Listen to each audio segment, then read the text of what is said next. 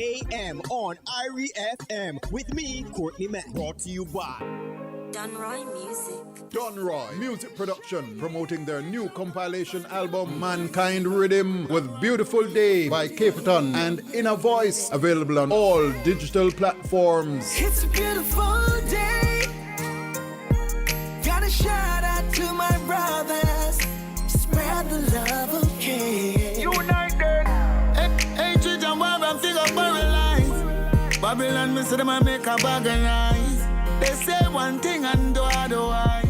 Tad's Record, promoting the new album by Ja Thomas titled Clarks Are Clarks. Clarks Are Clarks is produced by Nkrumah Ja Thomas exclusively for Tad's Record. Available where records are sold worldwide. Get your copy today. The new Ja Thomas album Clarks Are Clarks and Tad's Record, the ultimate reggae experience. Junker Stagger and the new that's comfy run the place.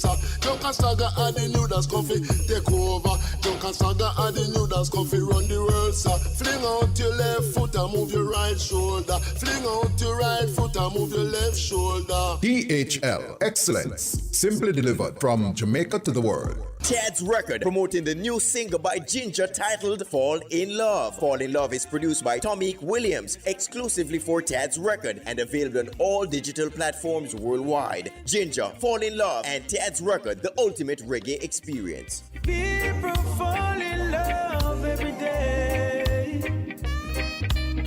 Love has no color or boundary. 'Cause people fall in love every day. People live, I mean, I live it. Nathan K&R and CSWP promoting new tracks from George Seal titled Gone Too Soon and The Right Way, available on all digital and downloading platforms. Go check them out. You want good food, come on Nathan's Kitchen. Color one, turnip, carrot and pumpkin. Give me some of the avocado punch there right now. We eat the liver, we don't live it. Give me the vegetable, me no wanna miss. If owning a home is what you wanna do, NHD is here for you. Delivering more. The time is... It is now 12:25. Breaking the winnings with Big Pat Draw. Every hour, pan the hour. From 8 to 8. Still the best payout in Jamaica. Play Big Pat. Every hour, pan the hour. At any lucky play, lottery location, island wide. And win more money. Authorized under the Betting, Gaming and Lottery Act. Rear unboxing, a Fiwi culture. Better never know a boxing turn up. Full of vibes when your friend them show up.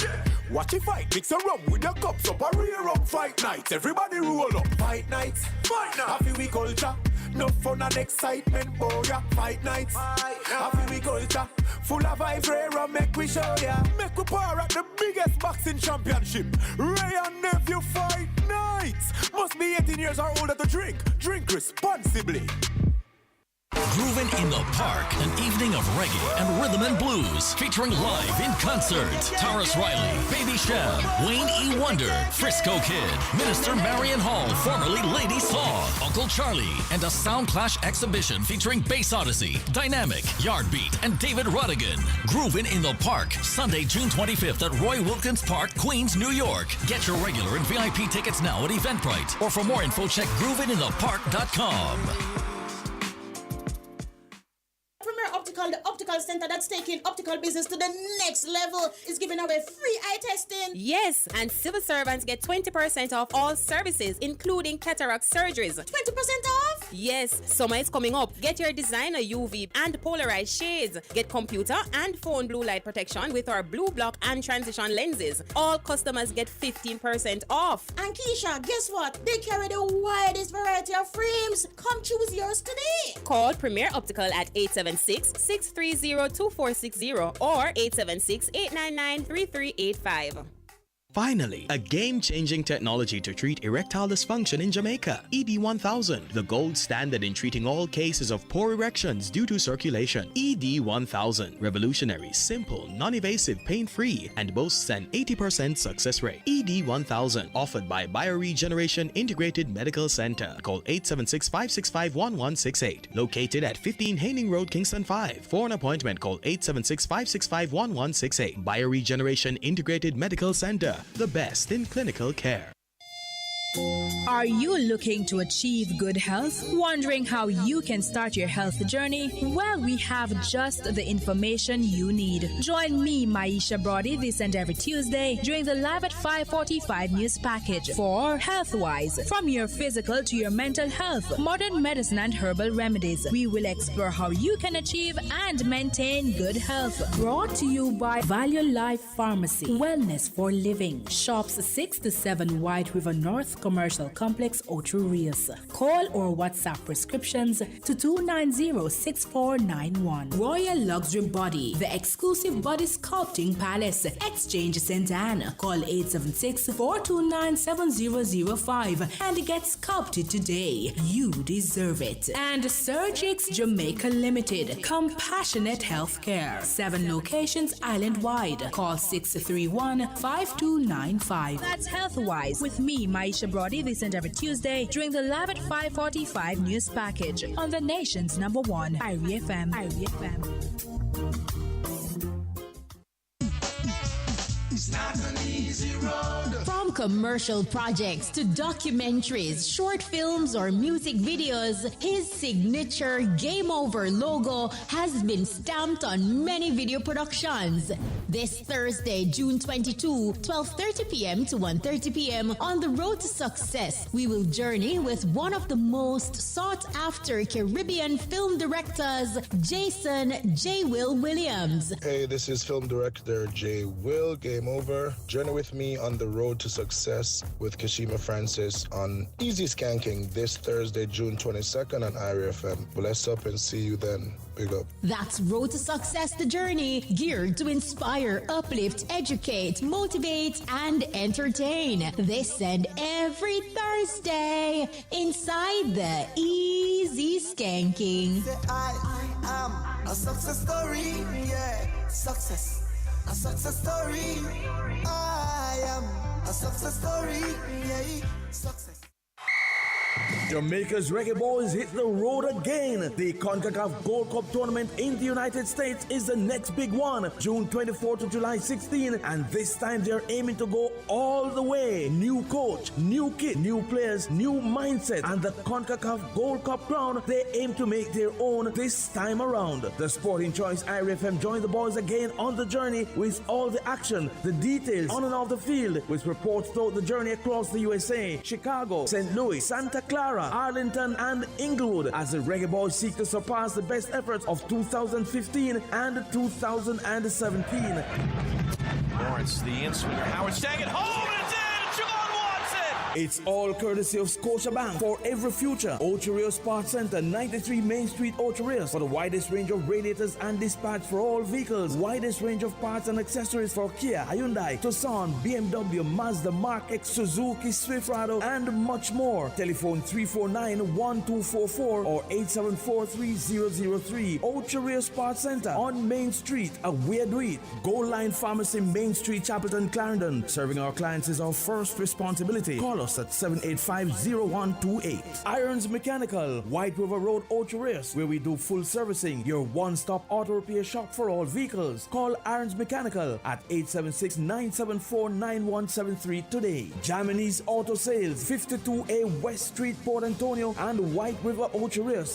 Try it, buy it. Germany's Auto Sales, your top certified used car dealer. Telephone 822-6569 or 816-3185. Total Energy Service Station, Ocho Rios, open 24 hours. Total Energy Service Station, Bryans Bay and Mansion Hill, Portland, open from 5:30 a.m. to 11 p.m. Total Energy Service, Bryans Bay, has the widest variety of auto parts and accessories. Our mini mart and snack counter complement the bargain. Total Energy Service Station, totally customer oriented. Massive auto parts and car sale, 158 Main Street, Pineapple, Ocho Rios. WhatsApp or call us at 876-298-6413 for the best in auto parts and car sales. We got you covered. Contractor Music Marketing, promoting Capleton and Inner Voices' new hit single Beautiful Day for Don Raw Music. Got a shout out to my brothers. Spread the love of King. United. Hey, Chijan, I'm figure paralyzed. Babylon, me say them I make a bag of lies. Sparkles Auto Parts Automotive Store, where you get everything for your vehicle. Wholesale items available. Visit our new location at shop number 2 Rexo Plaza, Ocho Rios, or call 784-9955. And Reed's Windows, Doors, and Awnings, where quality is the reality. Visit 75 Main Street, Ocho Rios, and Main Street, Claremont St. Anne. Call 616-1986-7. The Reggae Boys Reggae Radio combination. I lick that. For the 2023 CONCACAF Gold Cup report on the Sporting Choice, Irie FM.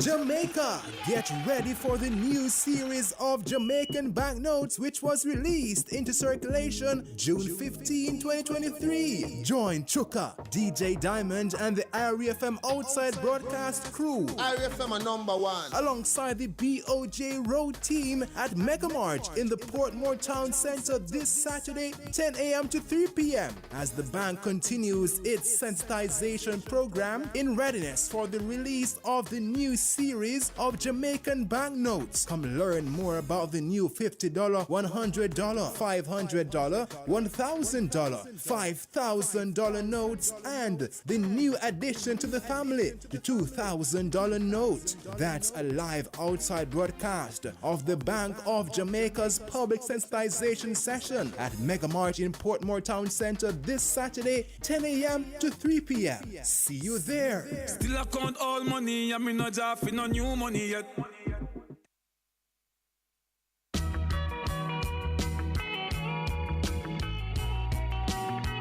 Good afternoon. Welcome back to those of you who are just joining us, and the moment we have all been waiting for. Do apologize for the late start, but you don't know DJ Commercial.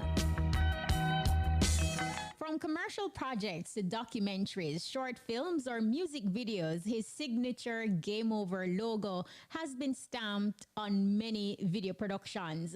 His road to success include jobs with American Media Networks, CBS, where he was an editor in the syndication department, and at MTV, where he began as an editor and worked his way to being a segment producer.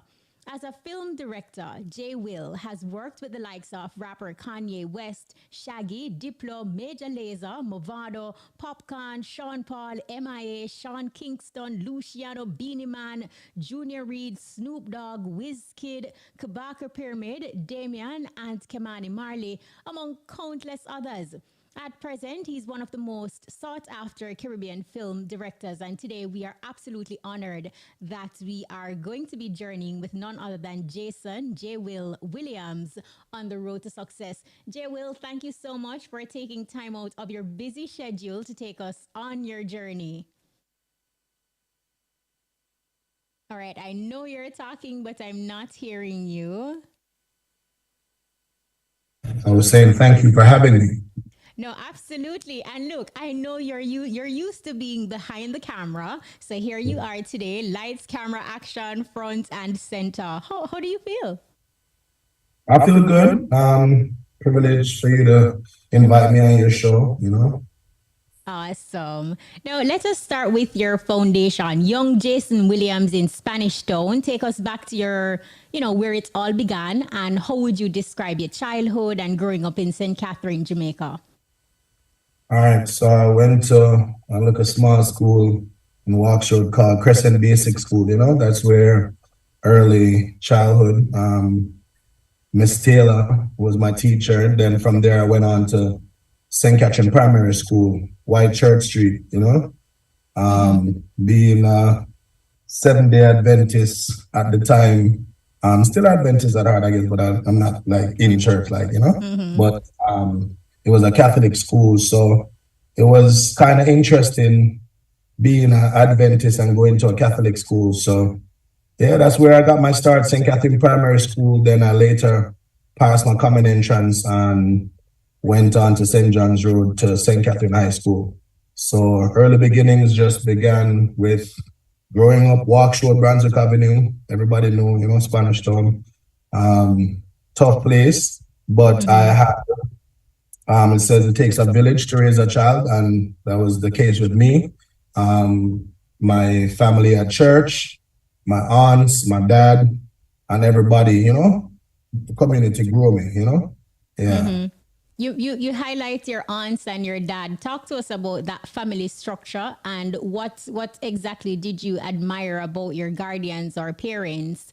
Is there like a life lesson or message that still resonates with J. Will the man? Yeah, for me, my father is very instrumental in just my mindset.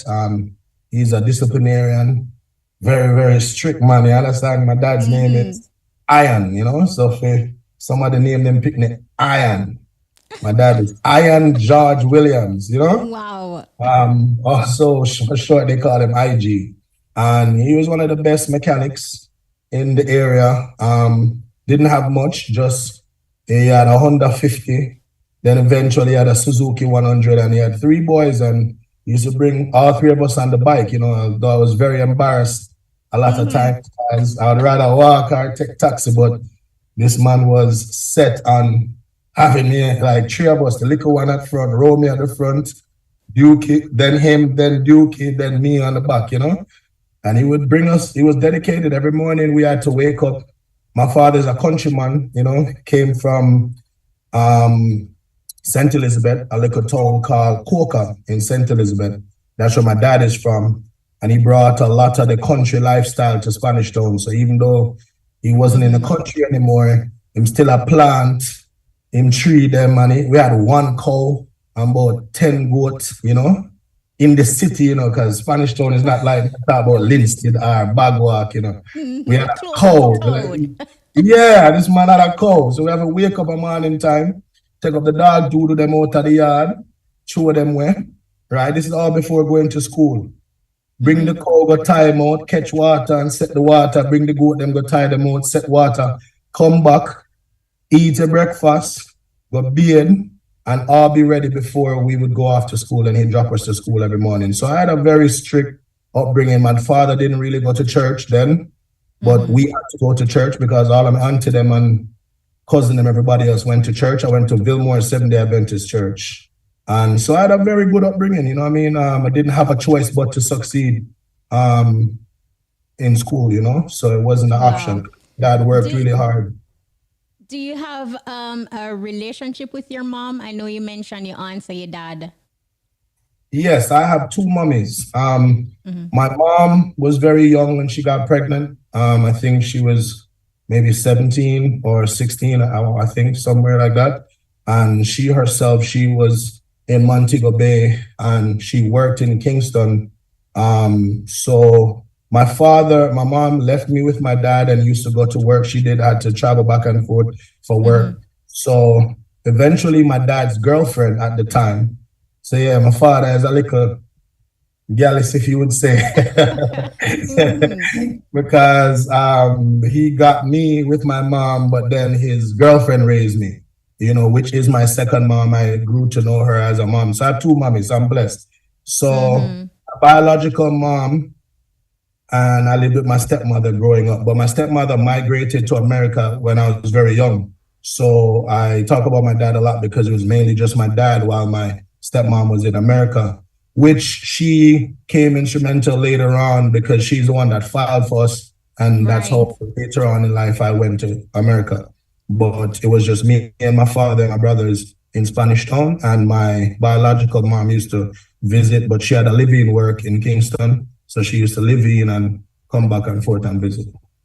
All right. So you talk about, you know, you relocated in around 1992. Thereabouts, with your family to Fort Lauderdale, Florida. Talk to us about this period in a new country and how it impacted your life. Because here it is now, you're going from tying out the cow and catching water to a completely new environment. What was this like for you? It was really different, getting accustomed to just the lifestyle in America. Life was a lot better, you know what I mean? We had a lot of things that we didn't have in Jamaica, you know, was made available to us. And that's where, as I said, my stepmom, she treated me like there's people today that don't know that that's my stepmom because they know her as my mother. She treated us, that's the mom for my brothers, you understand? My name is Merdina. And she basically made sure we didn't want for anything, you understand? And life there was the resources at school. For me, she bought me a camera at Target. She bought a camera and gave it to me and we used to video. That was my first experience. How old were you? I was about 14 years old. And she bought a camera. We used to play with it. And then one day when I was in the 9th grade at Northeast High School in Fort Lauderdale, with a skull class, you see me I say? And they have like what do you call a person? Like a security guard, but it's a policeman that's on campus that he was chasing us, you understand? And I ran into a classroom and pretended that I was in the class and I sit down at the back of the class, you know? And I'm looking and he passed that class, but I ended up having to stay in that class for the rest of the hour till the bell ring. And that class was actually a television production class. Oh, wow. I was so impressed that there was 14 and 15-year-old students going up and they were presenting music videos and news scripts that they wrote and that they edited and produced. And that was a teacher by the name of Mrs. Melillo.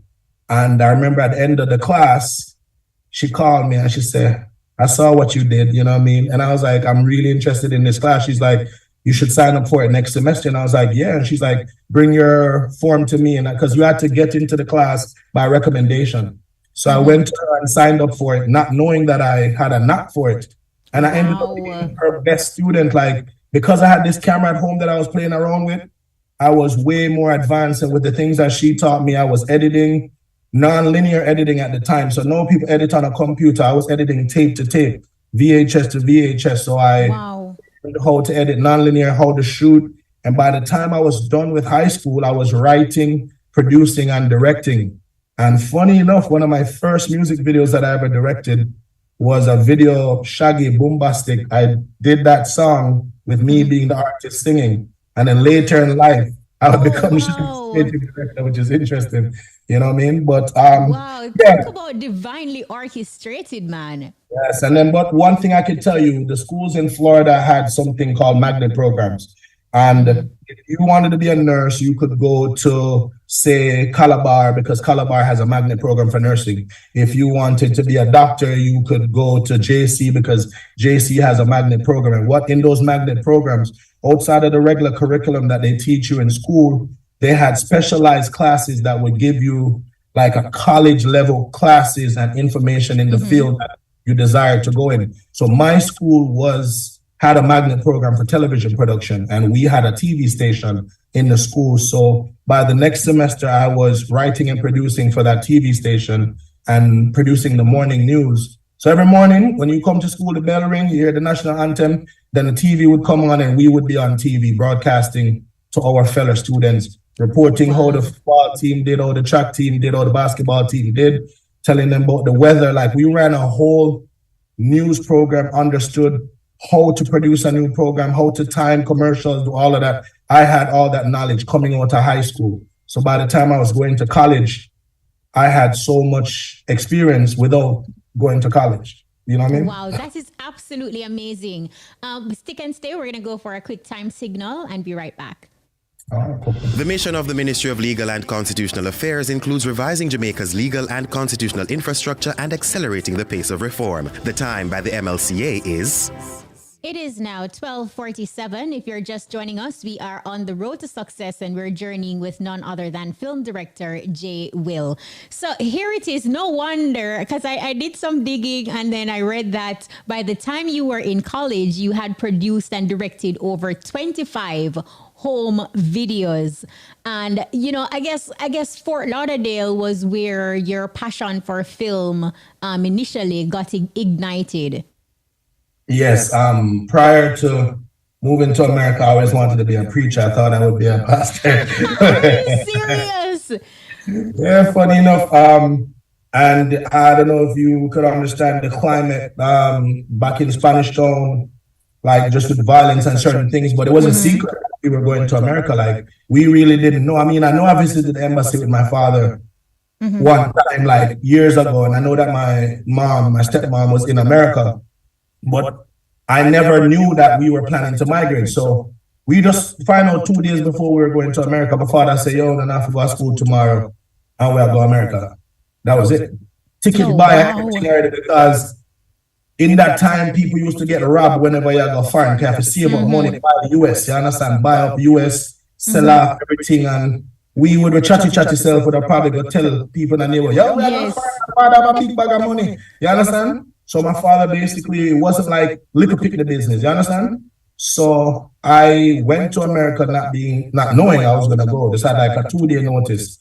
And then, but in Fort Lauderdale is where my passion for becoming a filmmaker, and then my teacher, she kind of have to give props to her, Miss Sandy Melillo, because she basically saw that at different points in my life, someone believed in me and actually went and pushed me, because going to college was a difficult process for me, because you know, I'm a rude boy at school and thing, and I wasn't so big on writing these long ass papers that you had to write to get like a grants and scholarships. And this teacher sat down with me and applied for grants, applied for scholarships, and pushed me. Like I had the technical part, but the academic part, I had a lot of help. Like she helped me, like me. There was 3 kids that she really believed in: Latoya, Hunter, John Place, and myself. And she really pushed us and got us into college, you know? Wow, that is absolutely awesome. And during your college years, you completed a degree in film and journalism at the Florida Agricultural and Mechanical University,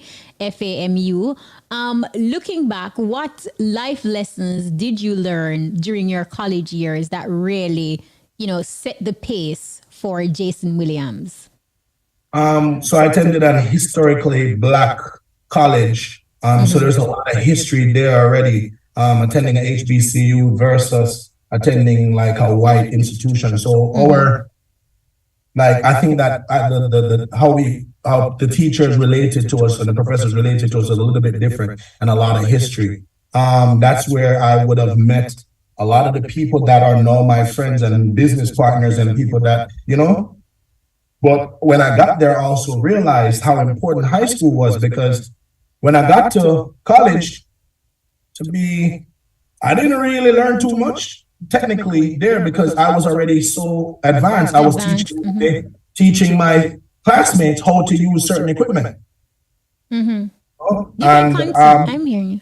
Yeah. So I was teaching my classmates how to use certain equipment because I had already gained all that knowledge in high school, and to the point where my professor, Professor Jones, he was the next person that said, you know what, you're a little bit advanced than everybody. So here's what, we have a TV station that we have not been using. You could actually use this as a platform. So then I got a platform to broadcast to the entire Tallahassee and Jacksonville region. And that's where I met Walshy Fire. So I don't know if you know, but Walshy Fire is one of my closest friends.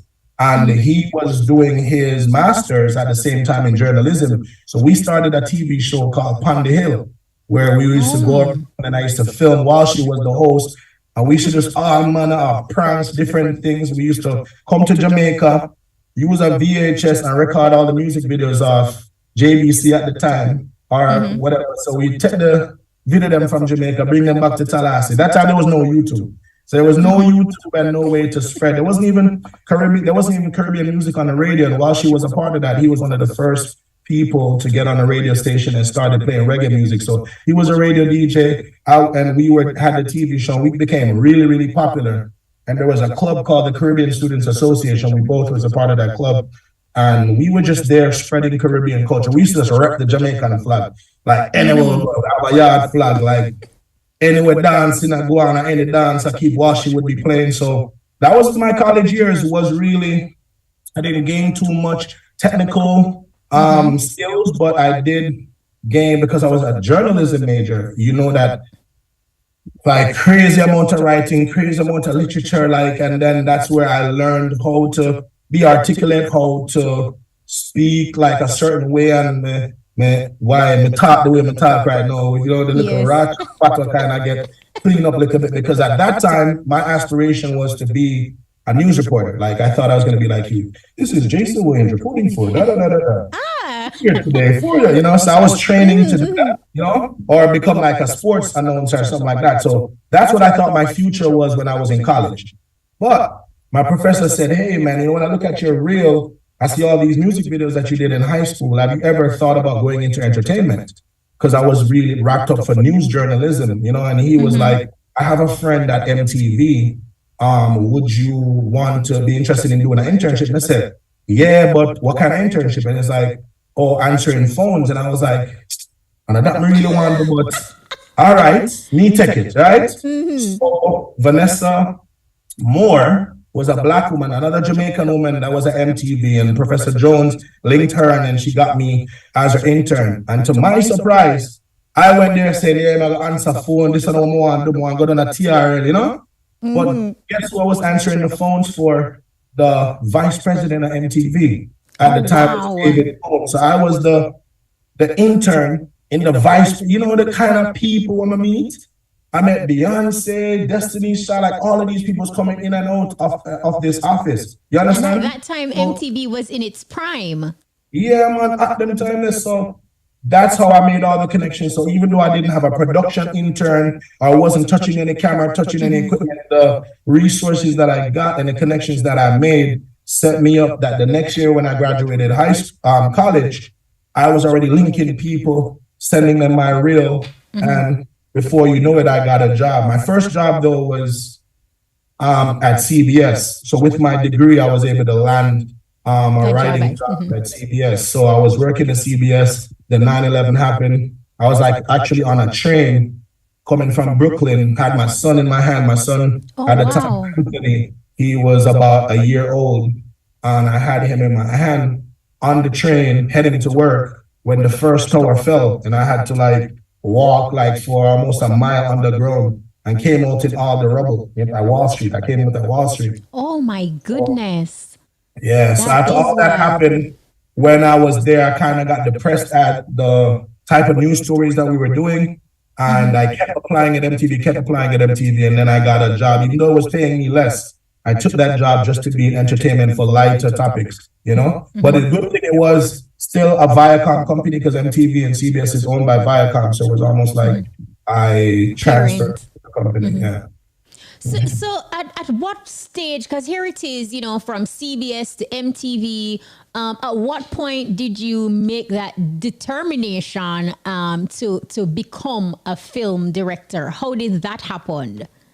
So one good thing about me is I learned every aspect of production that there was. So I started out like as a cameraman, then I learned how to edit, and I learned how to write, learned how to produce. And so even though I had a job as a writer, then a job as an editor, I still knew how to shoot and still know how to do certain things. I never wanted to be a director. I was always producer driven in my mind. I had this documentary that I wanted to do, and I approached Little X, who was the most prominent urban director at the time. You know, I approached him about us producing the job and him directing it, you know, and then he quoted me like a big price, and we never had the money there, of course. But we had Tanisha Scott on board, wanting her to do that. So that documentary never got done at that time. One day, what used to happen is VP Records used to bring their artists up to MTV radio all the time. So MTV had a radio station. So one day I heard that, yo, Elephant Man in the building. And I was like, word to all, you know, the yard man, then I say Elephant, you know. So we say Elephant on MTV radio, introduce herself. Then another day I heard that Sean Paul was on TRL. So I got on there, meet Sean Paul, met Tanisha Scott, met all these people. So I kept making contacts with people that I was admiring that was doing. And at that time, the songs I was like, girl, get busy, shake that book, like at the time, give me the light, Wayne Wonder, no letting go, tempted to touch. That was the era that I was working at MTV while all these songs were hitting. And I just felt like, yo, here I am. There was a moment for me that I felt less Jamaican because growing up in Jamaica, but having a really sheltered life, just going to church, going home, going to church, school, home. And wanting to become a pastor. I never really experienced like dancehall. I never go dance. I used to have to lie. When people say, yeah, man, you ever go skate? I'm sorry, I mean, you go skate land. You know what I mean? You know? But truthfully, I never experienced that because I never experienced Jamaica as an adult, you know? So when I started visiting Jamaica while working at MTV, is the more and more that every time I come, it's like, I want to come back, you know what I mean? And I was like, I really want to be a part of this movement in Jamaica because here I am so attached or feel so culturally attached to something, but I really don't know about it as much. No, I learned everything from producing on the Real World, Jackass, the Tom Green Show, like doing all these things, TRL, Direct Effect. I was working on MTV Cribs, all of these American shows and learning like all the learning the skills and everything here. I was trying to find out how could I do that back Apply home. that to Jamaica. One day, Jay Will, before you tell us about that one day, we have another break. You are such an awesome storyteller and everything is just flowing absolutely amazing. We're going to go for a quick break. Stick and stay. When me use Island Fresh with aloe vera, it make me skin feel so much smoother. So if you want to feel better and smell fresher, use Island Fresh with aloe vera. Manufactured by Island Products, 934-0666. The time is... It is now 12:59. We are standing by. Listen up. Your top draw dollars. Pick 2, pick 3, pick 4, hot pick, and cash pots lunchtime draws up next.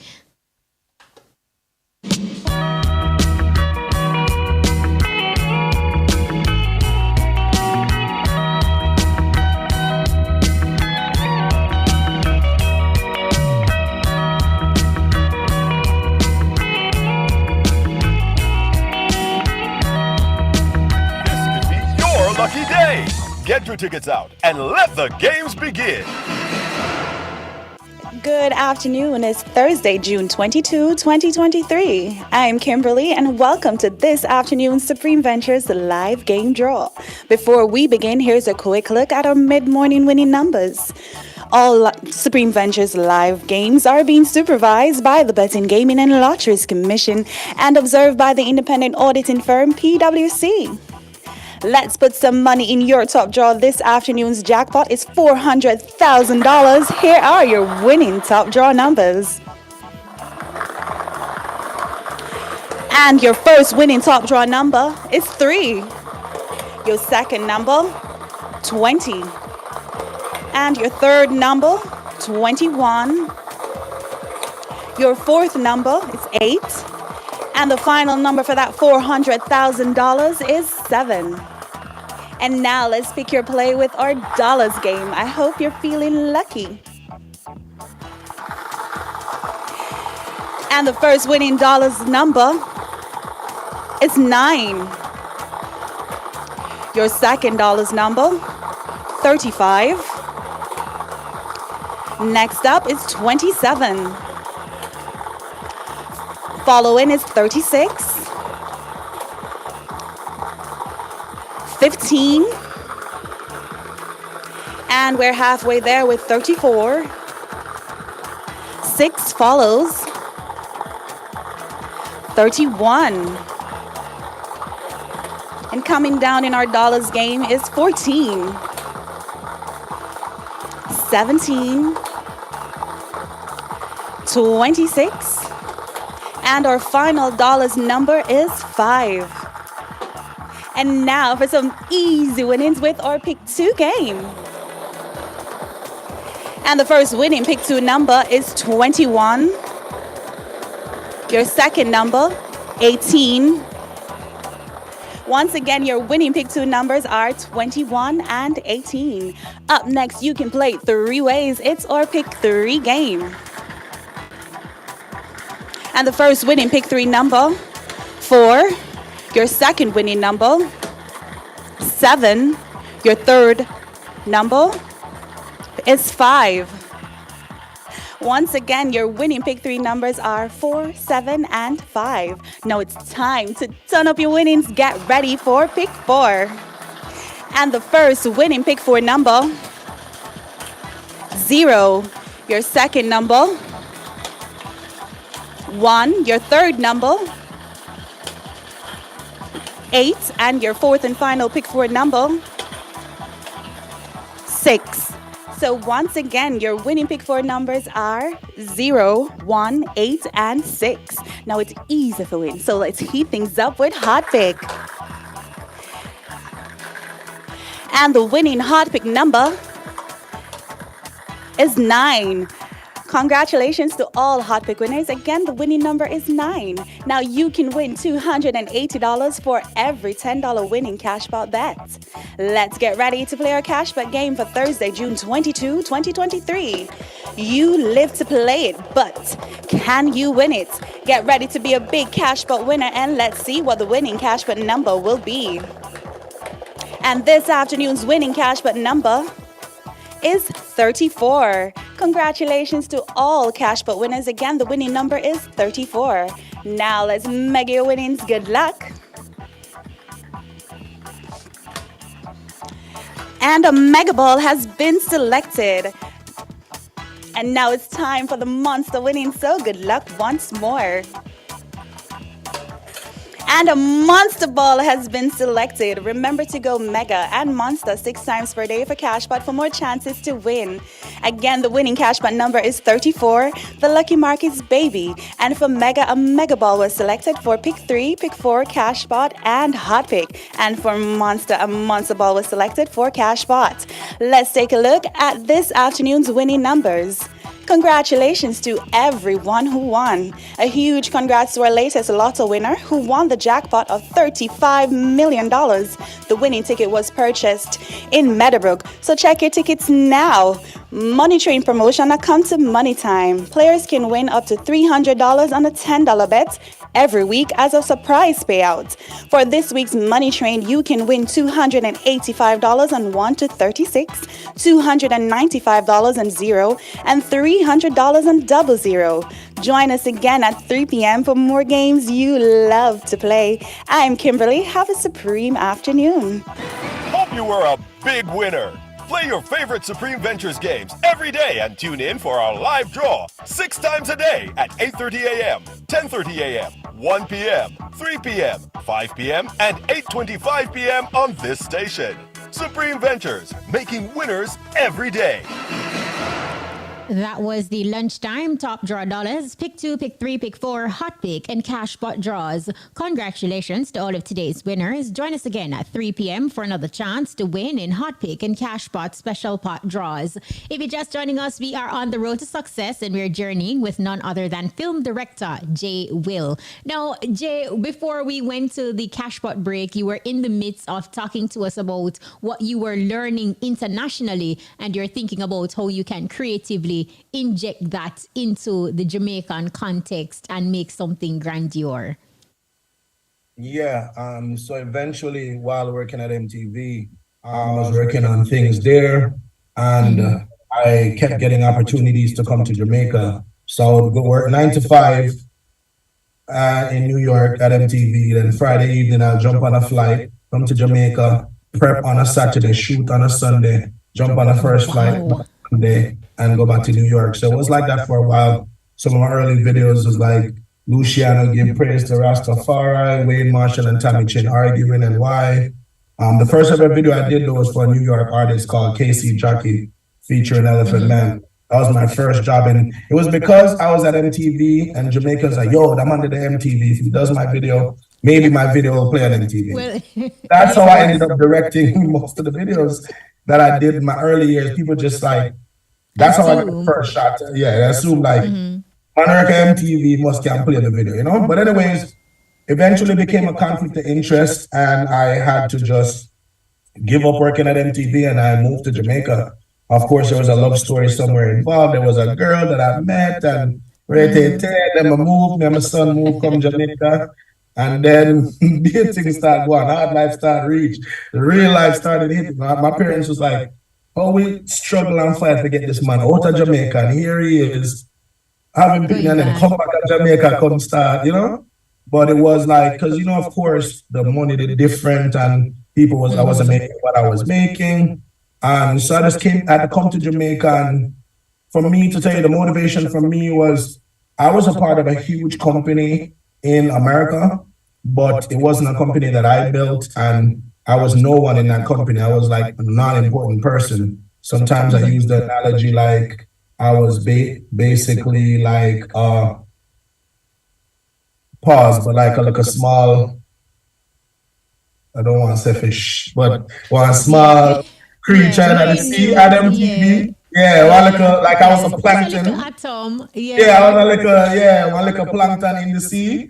You know what I mean? But when I came to Jamaica, a smaller market, I eventually became a powerhouse because I was like a shark in a fish tank then. You understand? Like in New York, I was like I was like I was part of a big institution, not important. And I came to Jamaica, a smaller market, and just started working from the ground up. You know what I mean? Started applying myself, started stamping my game over stamp on the end of the things that I was doing. And I took a lot of the projects that I wanted to do, like that same documentary. I ended up doing it when I came to Jamaica, but instead of Tanisha Scott, I did it with Ding Dong.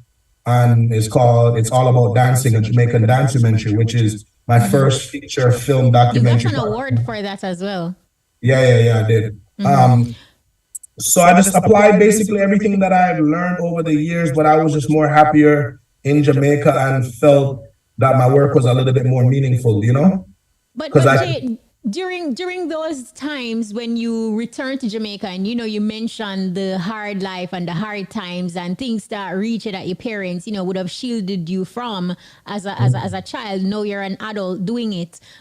Did you at any moment felt like you needed to pack it up, go back to the US or give it up? Did you have those moments, and how were you able to withstand those hardships? I must say I've been really blessed ever since the day that I left MTV. I have not had another full-time job since then. That was like 2004.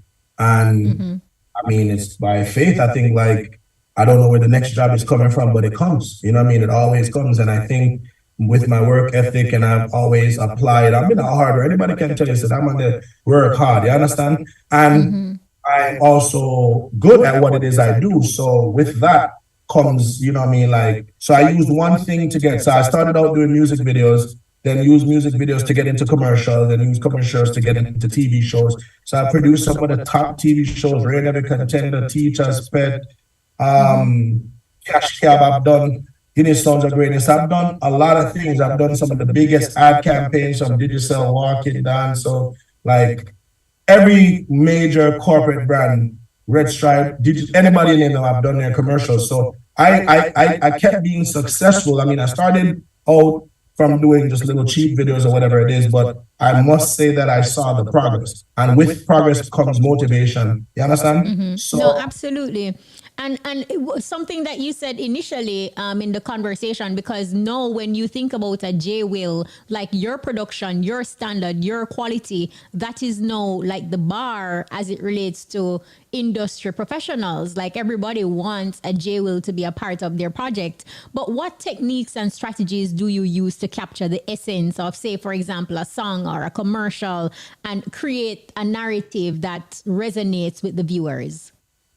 It's teamwork, you know. Let me just tell you that a lot of times you see the name J Will, but behind J Will is a village of people. There's a Carleen Samuels, there's a Richard Lattman, rest in peace. There's a Chris Browning, there's a Darren Scott. You understand? There is Gareth Daly, there is everybody. GD, Gareth Coburn, like Twain Richardson. So for me, I'm not a one-man team.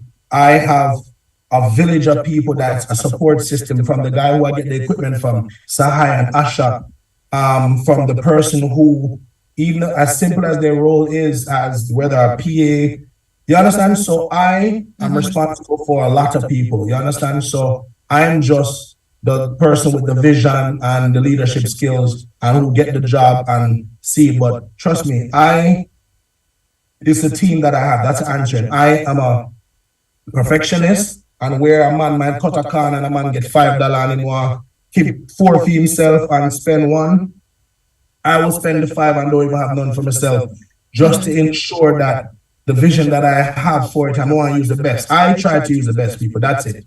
I want the best cameraman, I want the best editor, I want the best equipment, I want the most light I can get, I want the top camera we're out. So with that kind of work ethic, you're going to get really good results. And some people may not do that. Some people may say, here what? I'm going to get a good cameraman, but get everybody else mediocre. You understand? So my process has been just trying to use the best people. So my stuff looks the way it looks because of the people that I work with. That is awesome. But your first major project was with Kanye West, and when we talk about the mega hit Through the Wire, talk to us about how you landed that opportunity to work with Kanye West on that hit song.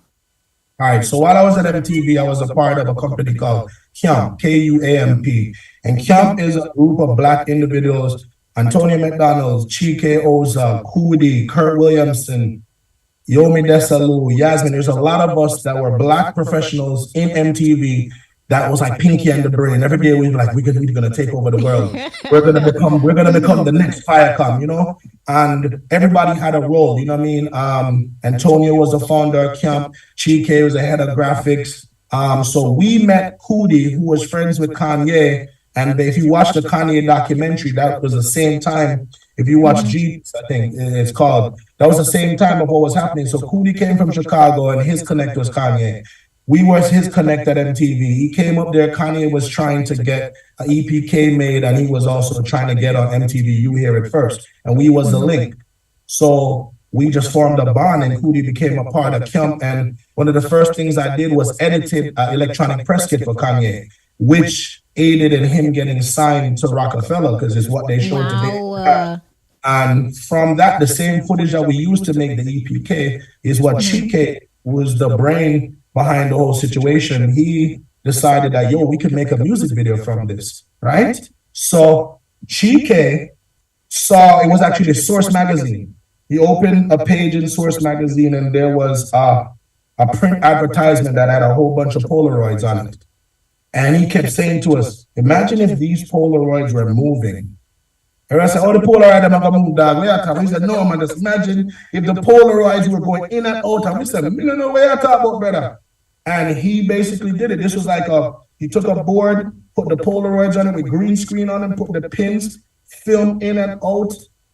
And when he mocked up, all I did, so I was a part of a team. So it wasn't like me, it's a team. Individual, yeah. It wasn't an individual approach, it was a collective approach. And when he edited Through the Wire and showed it to Kanye, Kanye was like, y'all some hungry niggas, like, oh, you guys made this out of the footage that we used just to make an EPK. You guys were able to make a video. And that's when he went to Damien Dash and they got a budget of probably like $25,000 to go professionally completed. And we went to like a professional place that had a fire and different, that we could do it professionally and make it and polish it and color it. And so that's how the video came. But there was a couple of videos that we did for Kanye. We did Through the Wire was the first. There was the third version of Jesus Walks. Also Get High. There's also another video with him and Mos Def, 2 words. We did that. I edited that as well. So my role in KUAMP was just an editor. You understand? So I edited everything that we worked on. And then eventually Chike and Coodie, they moved with Kanye and they become a director duo. So there's a director duo that's called Chike and Coodie right now, that even up to today, they've done some stuff. Those are my brothers. I was so proud of them. They just did. Finally, they released the documentary, which sold to Netflix for like $30 million. It's amazing. Yeah, so that is my inspiration, even for my documentaries, is like, I would love to be able to sell a project on that scale to a Netflix or to a Hulu. But yeah, that's how that connection came about. It was all through MTV and my brothers at MTV. Wow. Stick and stay. We have another quick break. Don't go anywhere. We are on the road to success and we're journeying with J. Will. Real unboxing, a feel culture. Better never know a boxing turn up. Full of vibes when your friend them show up. Watch it fight, mix a rum with your cups up. A real rum fight nights, everybody roll up. Fight nights, a feel culture. No fun and excitement, boy, yeah. Fight nights, a feel culture. Full of vibes, rare rum, make we show ya. Make we par at the biggest boxing championship. Ray and nephew fight nights. Must be 18 years or older to drink. Drink responsibly.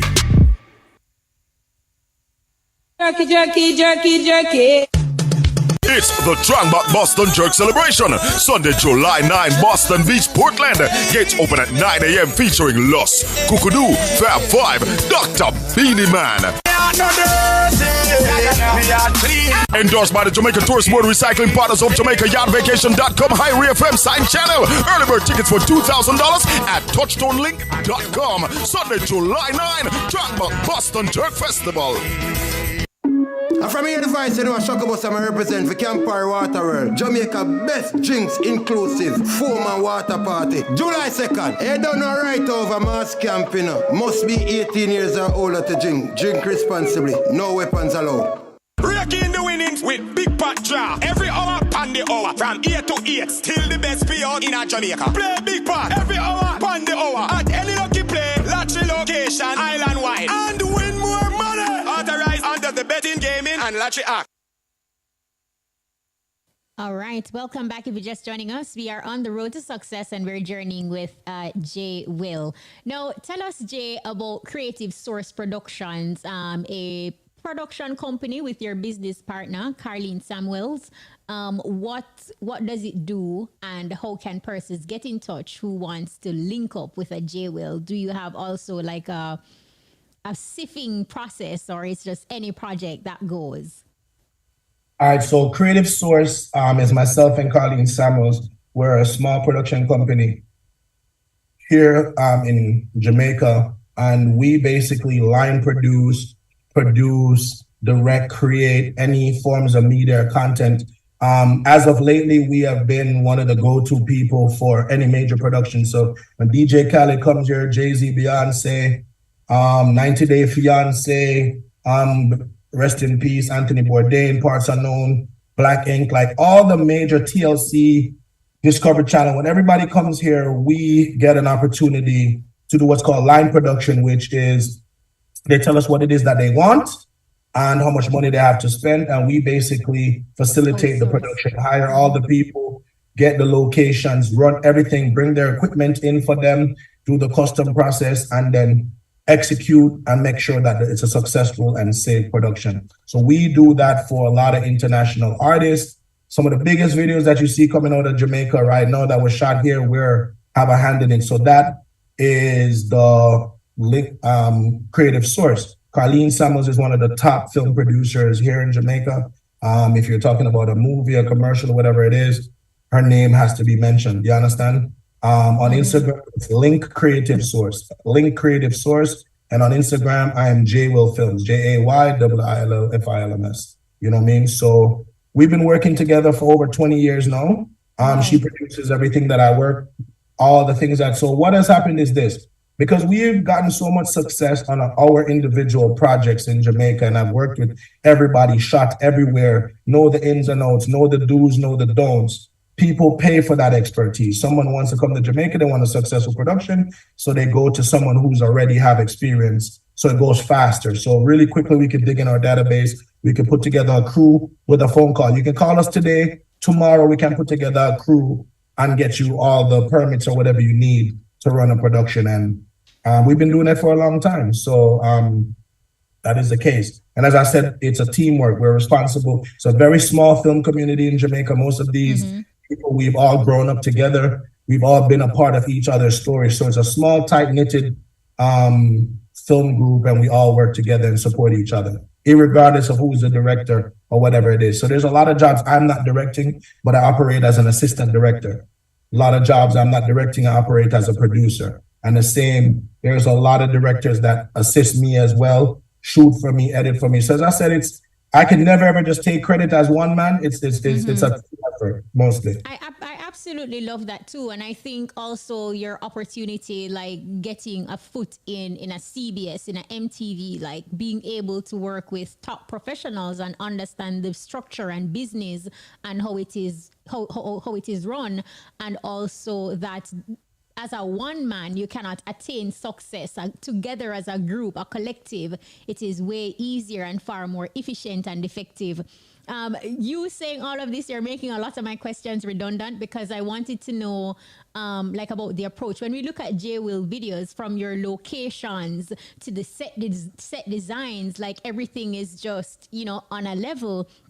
And I wanted to find out, like, what factors do you consider to ensure that, they align with the artist's vision or a company's vision and just enhance the entire storytelling of a particular project?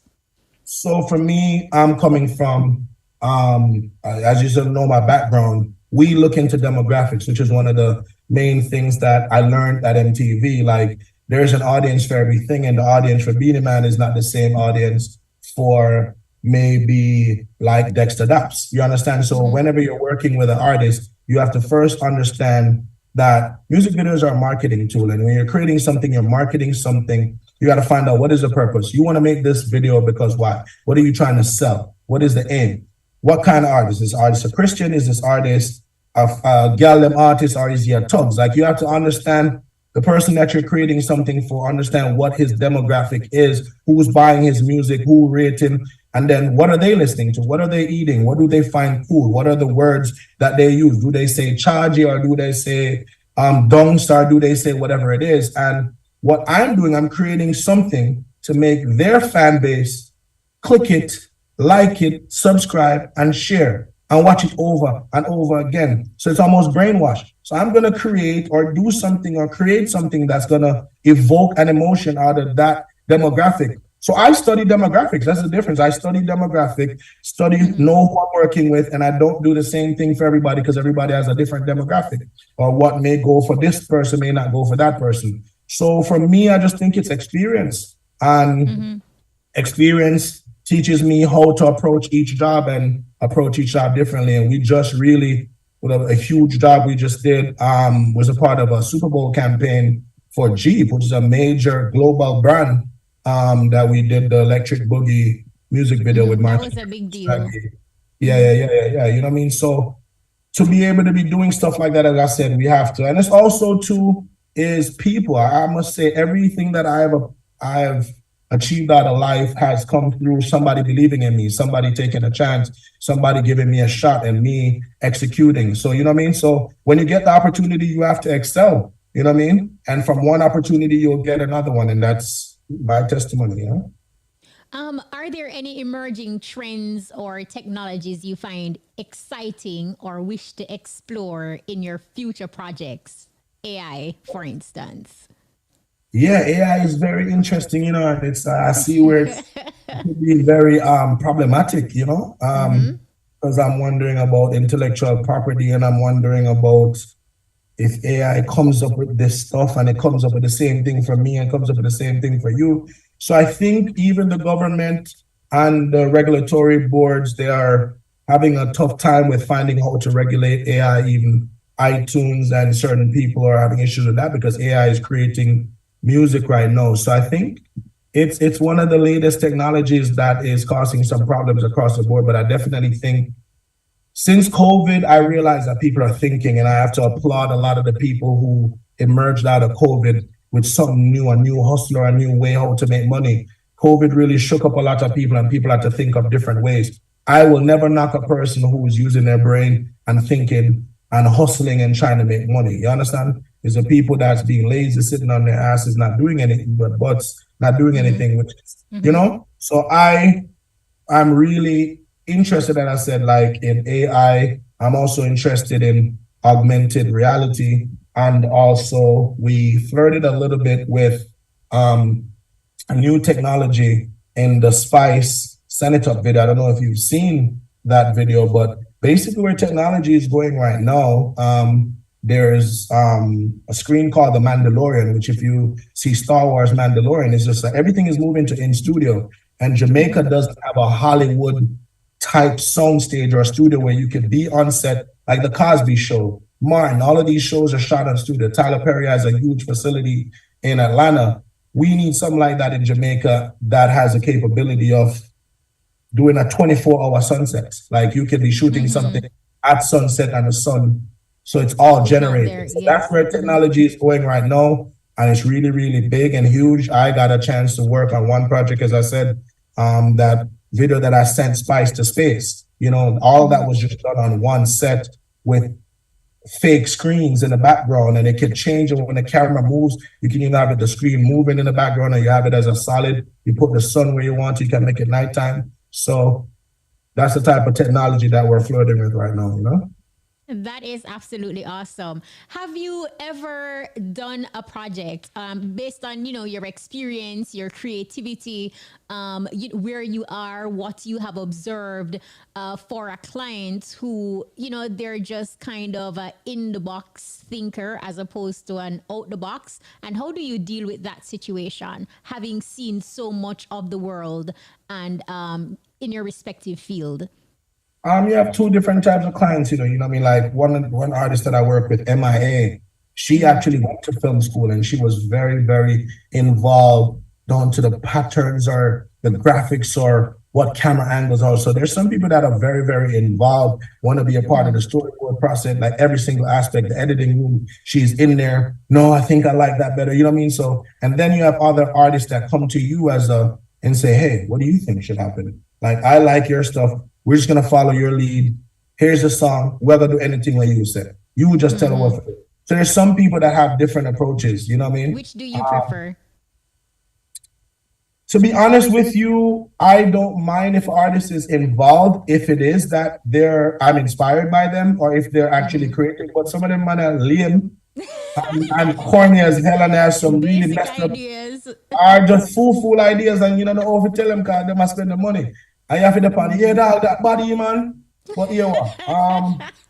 You know what I'm gonna do? Yeah, cause that body no dog, but I think that too bad. You know what I'm saying? Like sometimes you have to just know how to be political, you know. But sometimes the man say, yo, man say, yeah, that bad, but you gotta know how to be political sometimes because there's a place. Bad Like Brooklyn Dancehall that was premiered. It was recently premiered at the Tribeca Film Festival. You're a part of this project. Talk to us about it.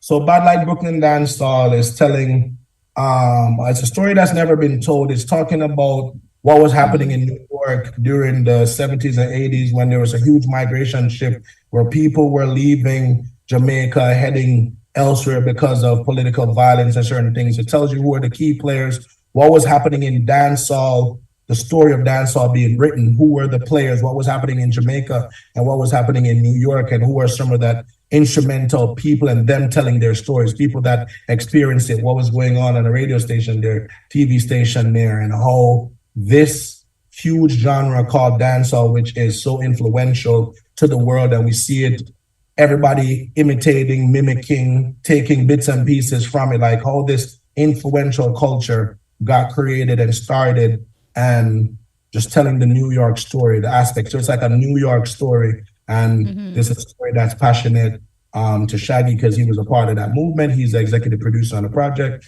Me being his creative director, I got looped in, and I'm one of the producers on the project. Project is directed by Ben DiGiacomo and produced by Amy DiGiacomo, his wife, and Dottie Vanier. So we're all like a tightly knitted team. And we've been working on this since pre-COVID. So this is something that we're finally excited and happy to share with the world. We have a lot of different people involved right now. Decentralized Pictures, Ramfis Productions, and we got a huge premiere at Tribeca Film Festival. That's huge. This year, there were big musical documentaries. French Montana, Carlos Santana had a documentary. There's a huge, big documentaries that was premiered. So dancehall got a big look, and we went and took dancehall to Tribeca, and it was like sold out. All the 3 screenings are sold out, and it's great reception thus far. Right now, we're in the process. The film is with a sales agent that's having meetings to sell it, so we don't know where the home's going to be yet, whether it's going to be a Netflix, or Hulu, or Amazon, whatever it is. But we're looking forward to doing a Jamaica premiere. So whenever film has a home, we'll set up a premiere in Jamaica as well. Wow, that is absolutely awesome. Based on your experience, how would you define success? That's interesting. I think success is, I think everyone knows where they started.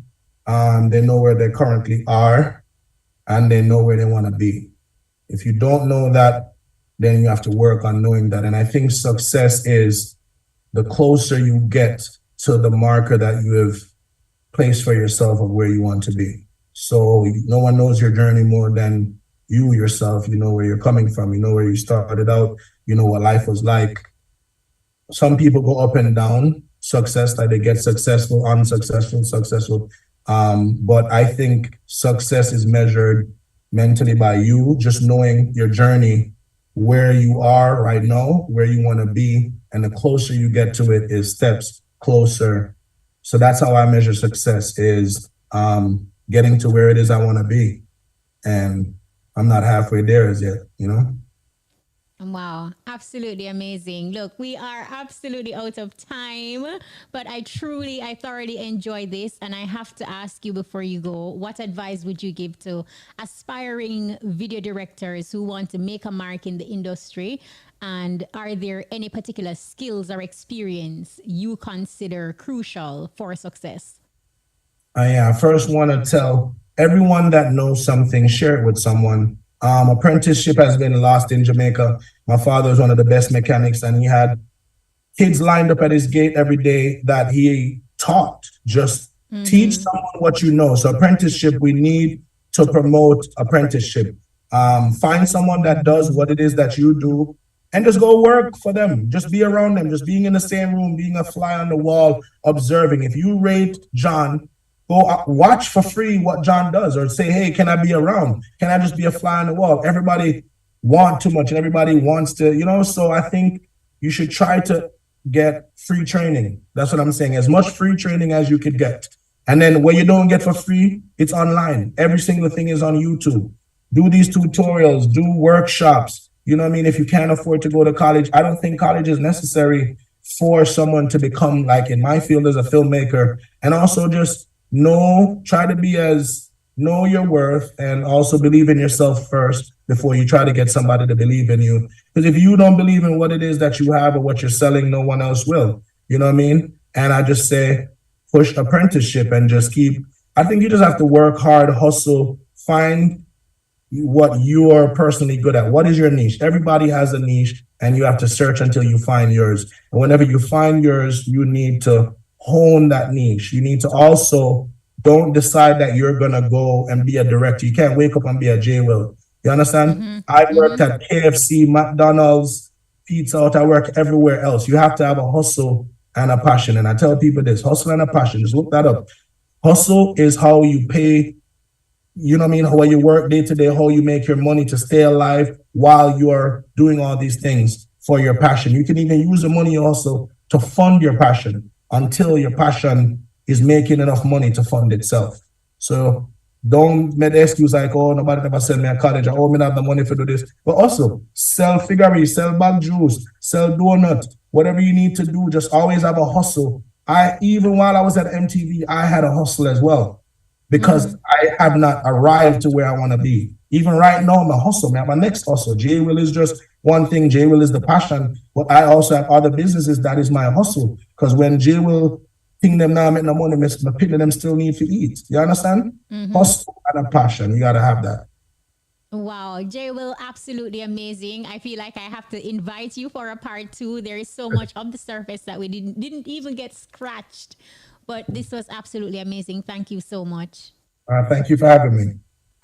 All right, and the messages are coming in for J. Will. This one says, Spanish Town and Buyer Promotion. So look here, J. Will, big up, been real and been a person that we are absolutely proud of. We love you. Spanish Town fully checked. Martha the Barber in August Town says, look, great interview, Kishima. J. Will Productions, full of qualities, and that's why he stands out in the industry. Big up yourself, he says. Big up to Fabian and Mark and the Barbers from Ligony. Got it locked in. This one says, J. Will, great interview enough. This one is coming from Ricardo Portius. And Andrea says, Kishima, send shout out, big up to J. Will, good work, well done. It's Andrea. This one says, Rastafari, love and greetings, Kishima. When you're moving towards success, it doesn't matter how slowly you go, as long as you do not stop. Great interview, Hashtag road to success. Hashtag Shangabeng and the Spanish Town family. Big up to J. Will. J. Will, thank you so much. Continue to win. Mad something. Hey, follow me now, where see you now. Hey, upset. See how upset. Score outside. On. I'm a winner. You know the guy.